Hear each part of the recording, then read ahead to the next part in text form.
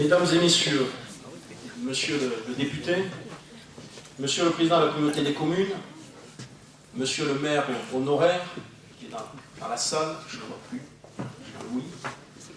Mesdames et messieurs les élus du Seignan, mesdames et messieurs les responsables économiques, associatifs, éducatifs, mesdames et messieurs les gendarmes et les pompiers, chers amis, bonsoir à tous et bienvenue à cette première réception municipale qui marque le début d'un nouveau mandat et à laquelle vous avez répondu présent.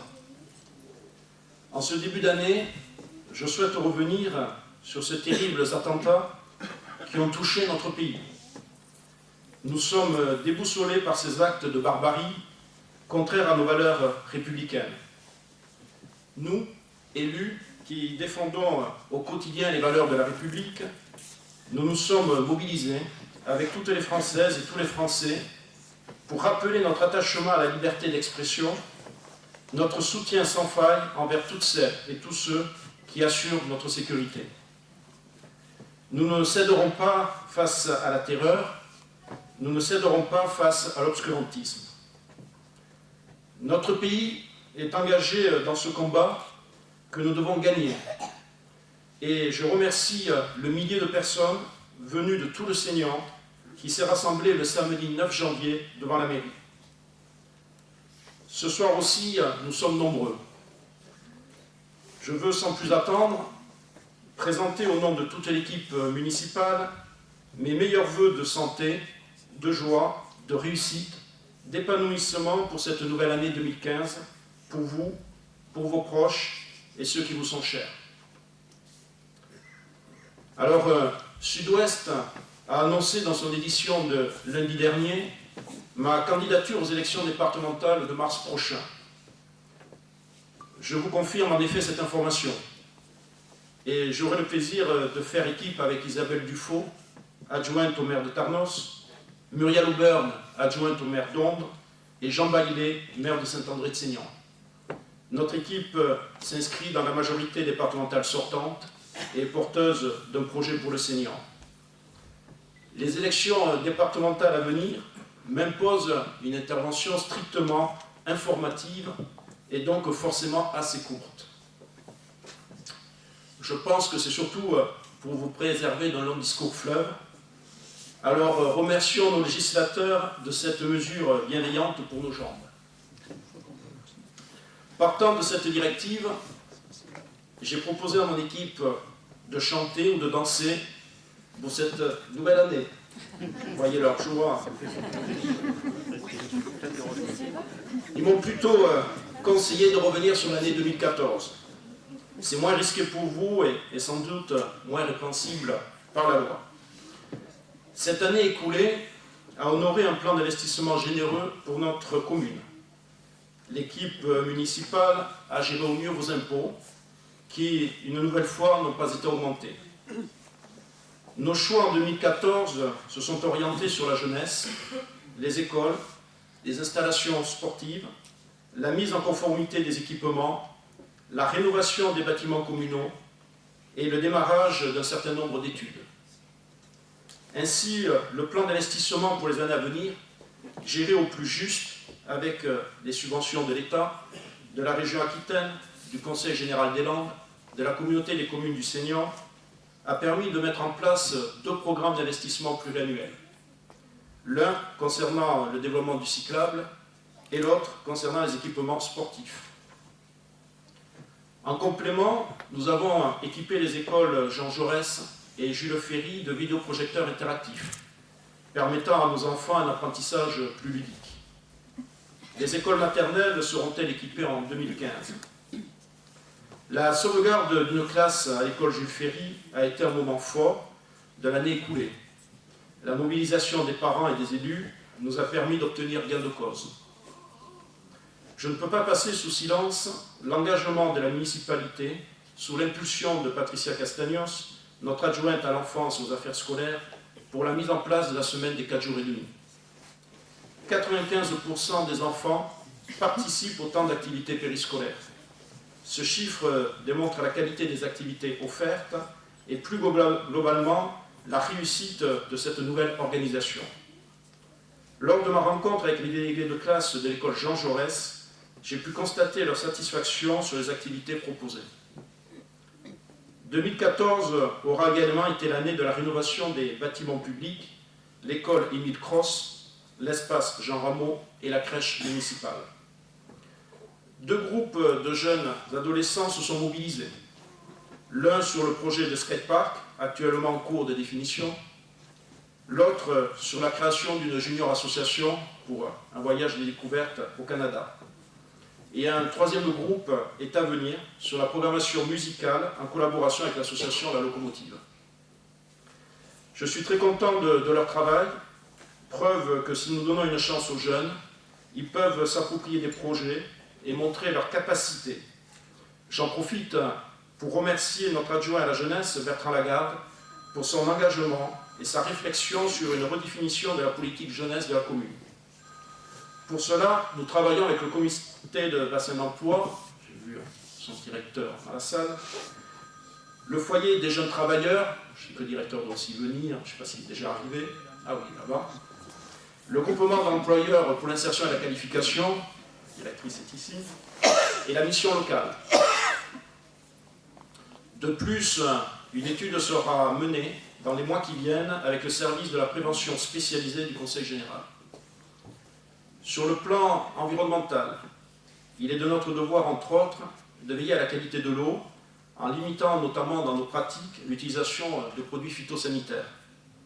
L'eau doit être protégée, elle est rare, sa qualité a été détériorée par ignorance.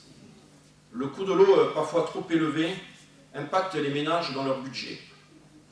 Donc au même titre que le patrimoine culturel, nous devons préserver le patrimoine naturel que nous léguerons à nos enfants. J'en profite pour vous informer que la commune a obtenu le premier prix d'encouragement des villages et villes fleuries décerné par le Conseil général. Pour améliorer la communication et donc vous informer au mieux, nous avons procédé à la création d'un poste de chargé de communication. L'année 2014 aura vu le démarrage de la zone d'activité de Souspès avec plus de 10 millions d'euros d'investissements publics et privés. Cette zone est réalisée en partenariat avec la communauté de communes du Seignan et le Conseil général.